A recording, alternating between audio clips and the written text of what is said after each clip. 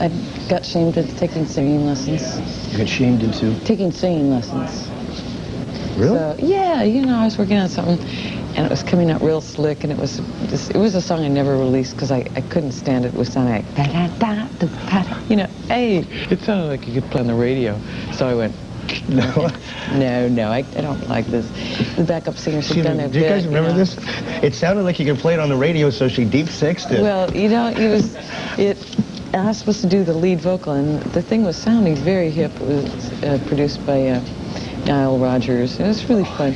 You know, in a way it was fun, but you know how you start on something and it just takes a turn in the middle, and you kind of go, that's not what I was starting to do at all. It's something different. So I got up to the mic. This is a song that should be sung. It's a song that I'd written, so you'd think I would have thought about this a little bit before the session. People were standing there going, I don't know how to sing. I don't even know how to start to sing. And I could either sing along like I usually do, or I should learn one or two things about singing. So I thought, I'm going to go and take a couple singing lessons. And it's really been interesting because it feels like the top of your head flips off. Was it one of these strip mall music classes? Yeah, right. It was, you know, I did the whole record that way, you know, on a 4-track at Coney Island. This new show that you have, it's called Empty Places. It's called Empty Places, right? Mm-hmm.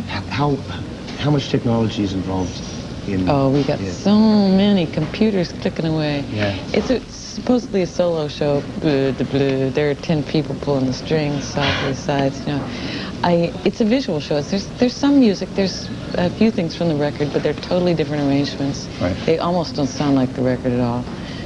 But I shot thousands of slides for this and films and did a lot of computer animations and stuff. So it's a visual show. They're big screens on either side of the stage, you know, 20-foot tall screens. And other ones, screens that move around, and the big one in the back. And, you know, you can also make a lot of noise if just as one person. So I have to play a lot of hopped up violins, keyboards, MIDI stuff, with switches, you know. It's a virus.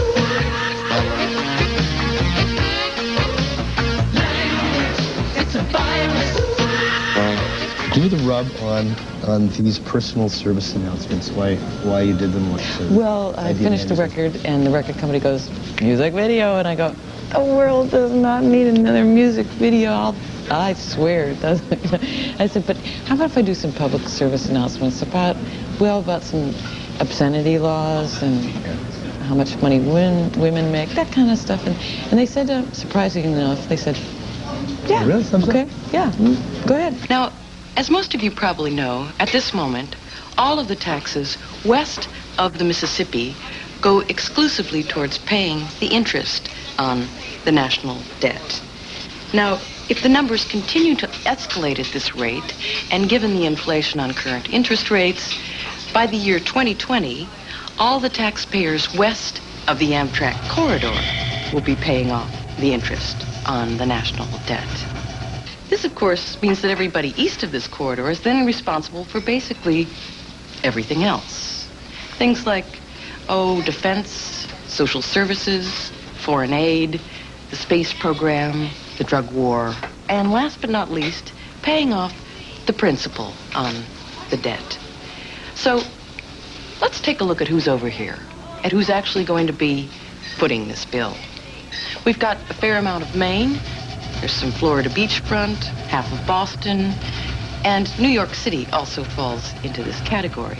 And if my calculations are correct, taking population and inflation into account, by the year 2020, each citizen in New York would have to be pulling in an annual gross income of $32 million in order to contribute his or her fair share.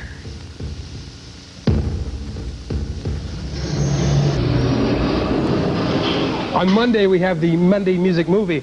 And this Monday, we got a movie called Rock, Rock, Rock, a kooky little rock and roll thing starring the one and only Tuesday Weld. Action! They used to sing the wide open